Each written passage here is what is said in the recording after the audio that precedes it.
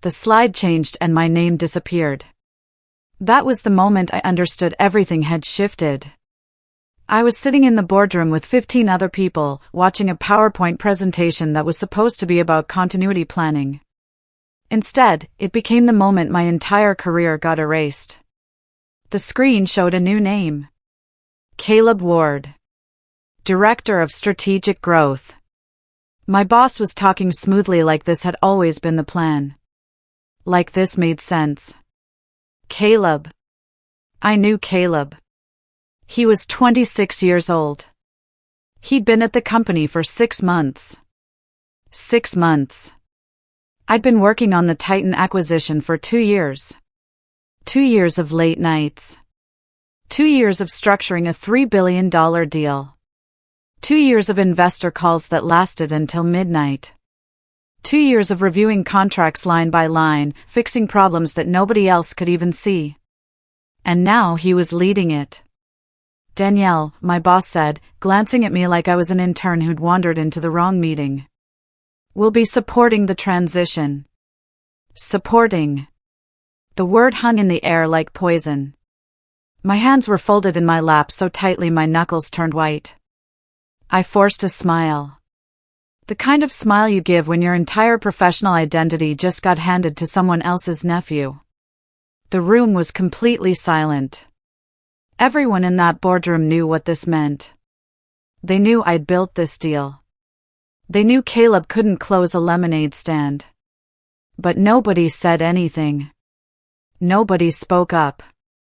I just sat there, smiling, feeling something inside me break into pieces. My name is Danielle Mercer. I'm 38 years old. I'm a senior deal strategist.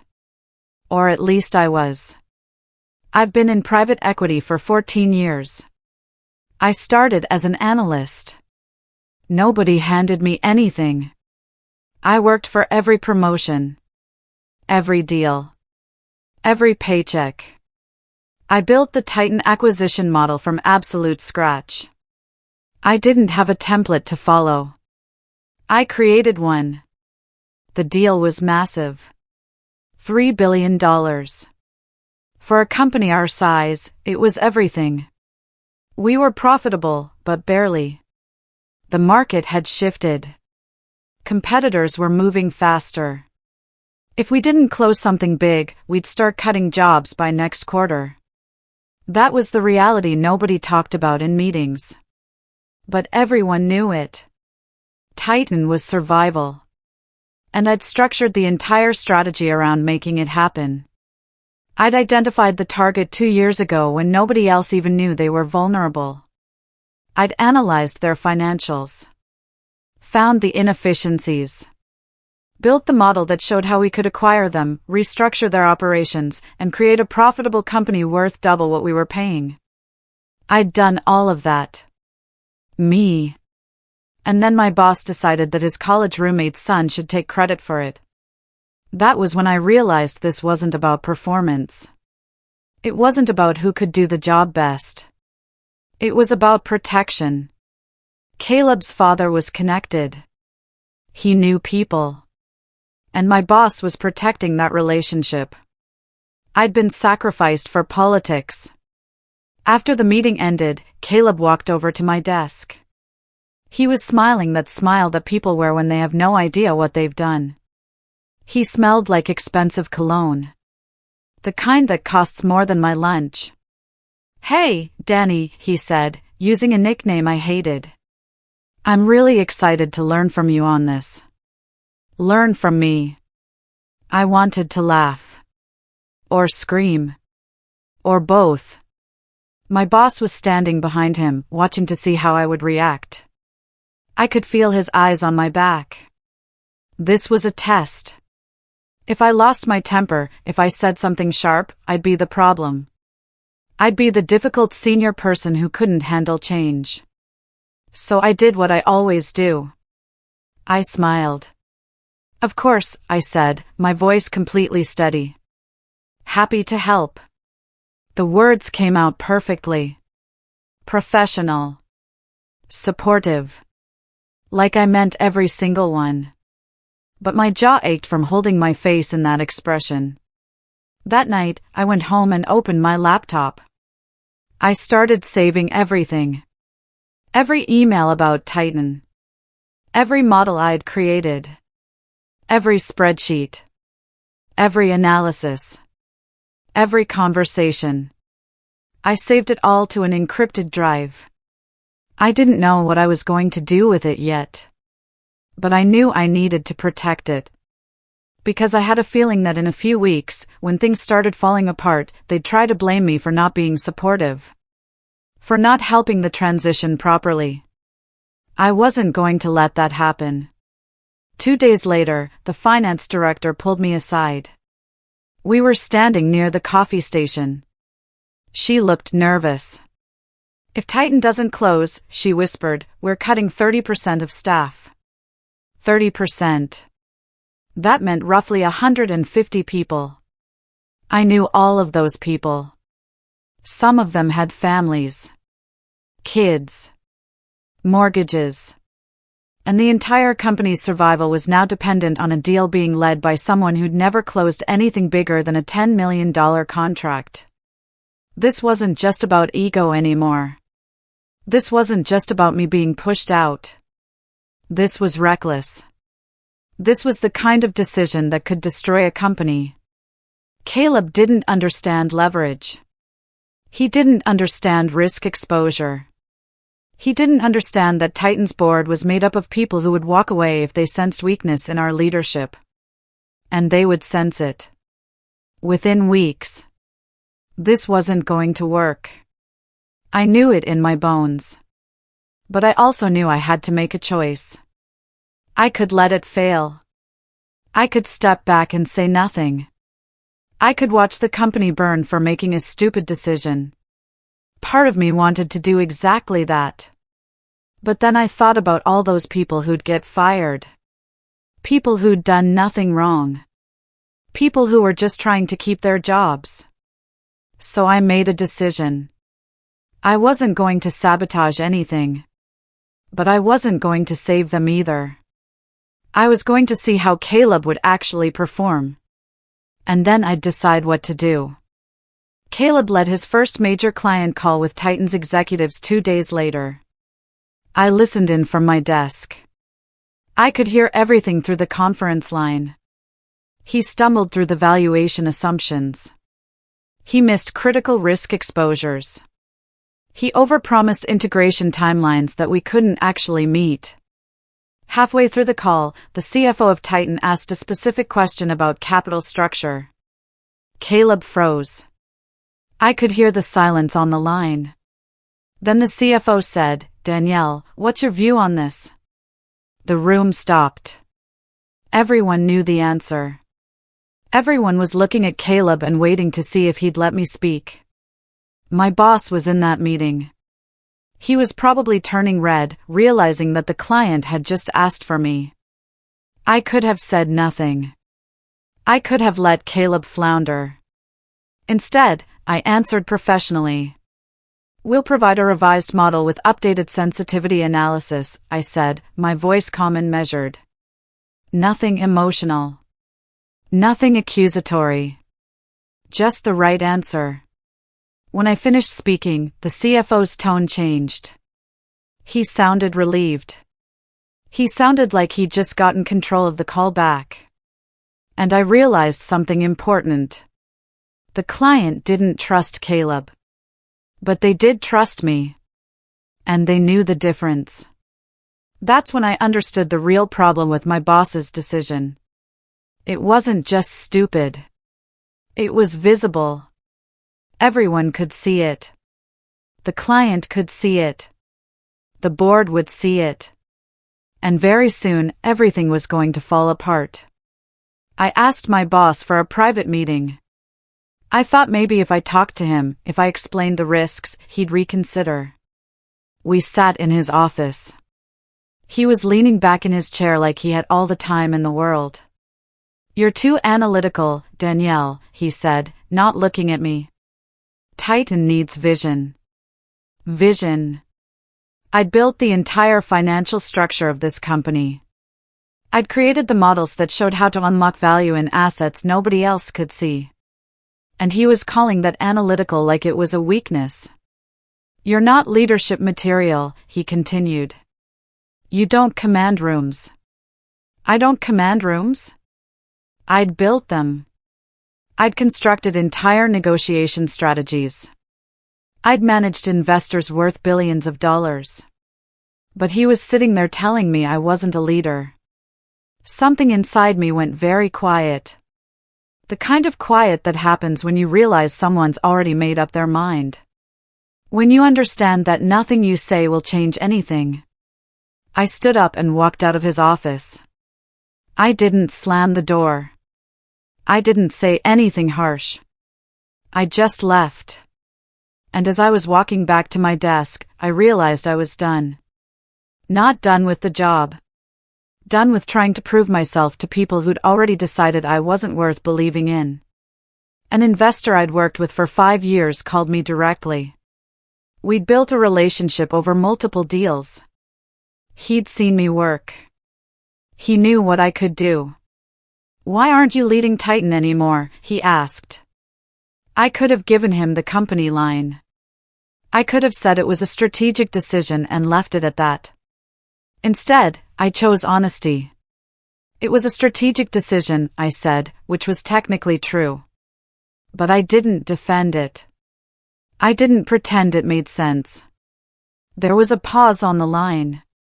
Then he said, "I'm concerned." That was all. Just 4 words. But they meant everything. He was concerned about leadership. He was concerned about whether his investment was safe. He was concerned about the same thing I was concerned about. That's when I realized the cracks weren't invisible. They were starting to spread through the entire deal. People were noticing. And once people start noticing, once doubt gets into a deal this size, it spreads like water finding cracks in a foundation. The board requested revised projections. They wanted to understand the current state of Titan negotiations. Caleb delivered a deck that I hadn't approved. I didn't even know he was working on it. When I saw it, my stomach dropped. The assumptions were inflated. Aggressively optimistic. Dangerous. He was projecting revenue growth that Titan's own management didn't believe in. He was assuming integration costs that were way below what industry standards suggested. He was setting expectations that couldn't be met. My boss defended the projections during the board meeting. "This is the bold direction we need," he said, like optimism was the same thing as accuracy. But it wasn't. It was reckless. And now the board was divided. Some board members loved the aggressive assumptions. They wanted the big numbers. But others were nervous. And I could see the fractures starting to widen. Within weeks, this was going to become a crisis. I got a LinkedIn message from a competitor. A smaller firm, aggressive, growing fast. They'd somehow heard that Titan negotiations might be wobbling. They wanted to talk. The message was polite. Professional. But the message underneath was clear. "If this deal falls apart, we want you." I didn't respond right away. But I didn't ignore it either. I let it sit there while I thought about what it meant. For the first time, I realized something. I didn't need this company anymore. I could take my skills somewhere else. Somewhere that valued them. Somewhere that wouldn't hand $3 billion deals to a 26-year-old because of his father's connections. That realization was dangerous. Because once you know you have options, you stop fighting to stay somewhere that doesn't want you. Titan's CEO called and requested a side meeting. Just me. No Caleb. No my boss. Just me and him in a virtual meeting room. His face was tense. He looked directly at me and asked the question nobody else had the courage to ask. "Are we safe with this leadership change?" There it was. The truth hanging in the air between us. He wasn't being dramatic. He wasn't trying to start trouble. He was genuinely concerned about whether his company's future was secure. I could have said yes. I could have reassured him and lied. Instead, I answered carefully. "You'll always get my honest assessment," I said. "That's what I've given you for 2 years. That's what I'll keep giving you." He nodded. "That's what I'm counting on," he said. And I understood. He didn't trust Caleb. He didn't trust my boss. But he trusted me. And if things went wrong, if the deal started falling apart, I was the only person he'd turn to. That was when I realized my position had completely shifted. I wasn't supporting anyone's transition. I was the only insurance policy this entire deal had left. Caleb made his first major mistake. He sent a draft press memo without approval. Someone leaked it internally. The stock dipped 4%. The board was furious. In the emergency call that followed, my boss blamed team miscommunication. Never Caleb. He never blamed Caleb. He tried to make it sound like it was a system failure. A process problem. But everyone knew. Everyone could see that a 26-year-old with 6 months of experience had just cost the company millions in market value. The press memo was supposed to announce the Titan deal as closed. Instead, it announced uncertainty. It announced that we were struggling. And that was all investors needed to start getting nervous. The competitor called again. This time it was the CEO directly. "If Titan collapses," he said, his voice calm and professional, "we want you leading the acquisition of their best assets." My pulse spiked. Not because I wanted revenge. Because I saw an opportunity. I could jump ship. I could join a firm that actually valued me. I could walk away from all of this. But leaving now would look bitter. It would look like I was running away because I didn't get the promotion. So I said I'd think about it. And I meant it. I was thinking about it. Hard. 2 major institutional investors requested an independent review of Titan's current projections. They specifically asked to compare them against my original model. My original. The one Caleb had replaced. The one my boss had rejected. The ground was shifting. The investors hadn't said it directly. But they were essentially saying they didn't trust the new numbers. They wanted to see the old numbers. The ones I'd created. The ones that had been accurate. The board called an emergency closed-door meeting. I was invited. Caleb was not. That told me everything I needed to know. The board wanted clarity. They wanted someone who actually understood the deal. I presented the risk exposure calmly. I didn't blame Caleb. I didn't accuse my boss of making a stupid decision. I just presented facts. Data. Analysis. When I finished, one board member said quietly, "This is the most confident I've felt in weeks." My boss looked rattled. He realized in that moment that the board had more faith in my analysis than in his leadership. And he hated it. Instead of correcting course, my boss doubled down. He completely sidelined me from the final negotiation meetings. He thought control equals power. He thought if he kept me out of the room, people would stop asking for me. But he didn't understand what was actually happening. Titan's executives were calling me directly now. At night. At home. They were asking my advice. They were coming to me with concerns. They were treating me like I was the real leader. Because I was. I met with the competitor CEO in a quiet coffee shop. They were preparing to counterbid for Titan if the deal fell apart. They wanted me to lead it. I didn't commit. But I listened carefully. And I realized something terrifying and liberating at the same time. I didn't need this company anymore. They needed me. The entire $3 billion deal depended on my credibility, my relationships, my expertise. Without me, it was just a bunch of numbers on a slide that nobody trusted. Caleb botched regulatory documentation timing.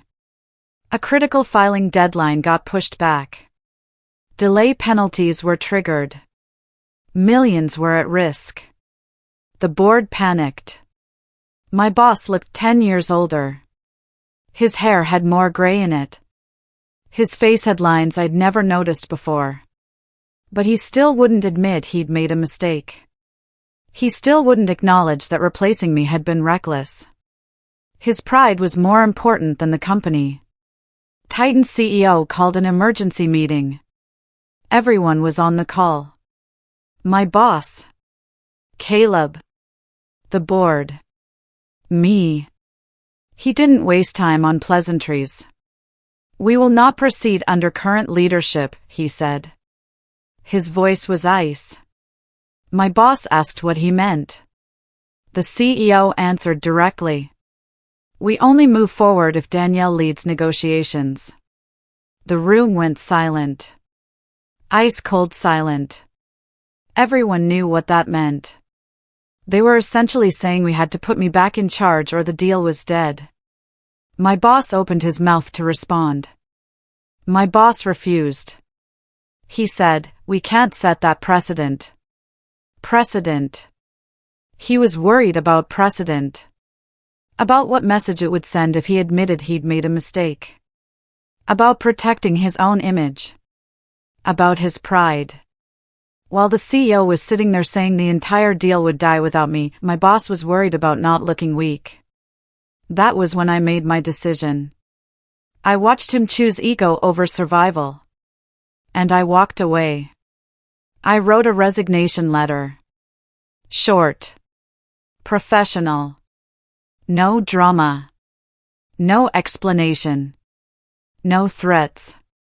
Just a letter stating that I was resigning effective immediately. I didn't tell anyone in advance. I just submitted it.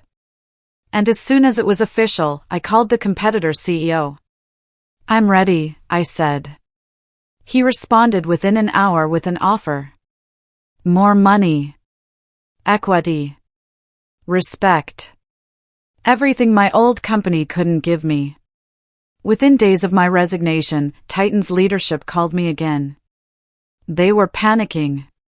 The deal was falling apart without me. They asked a specific question. If you were leading through another firm, would you reopen discussions? They were essentially asking if I'd help them salvage a deal that my old company was about to lose. My old company didn't know yet. My boss probably still thought there was a way to save this.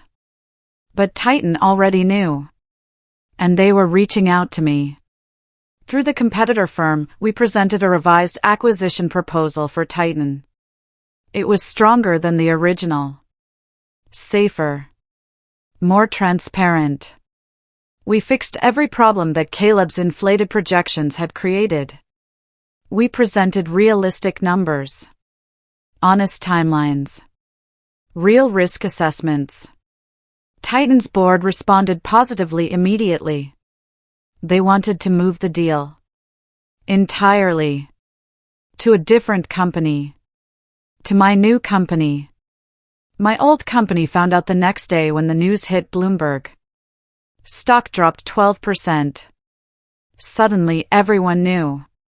The deal they'd been depending on, the deal that was supposed to save the company, was now being led by their competitor.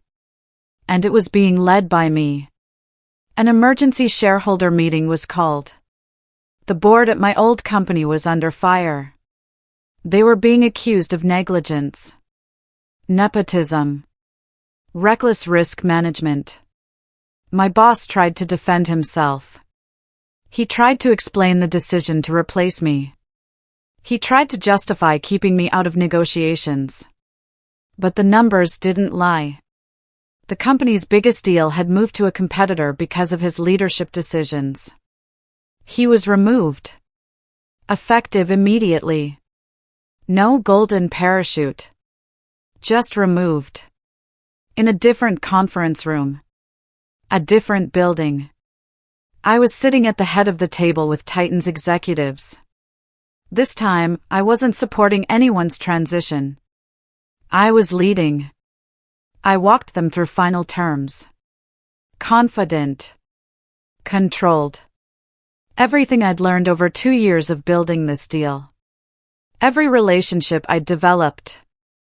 Every piece of institutional knowledge I'd accumulated. All of it was mine now. And I used it. They signed. $3 billion. Closed. Not for my old company. For my new one. For me. A journalist asked me how it felt. I thought about that moment in the boardroom when my name disappeared. I thought about my boss telling me I didn't command rooms. I thought about Caleb and his expensive cologne and his 6 months of experience. I smiled. A real smile. Not a forced one.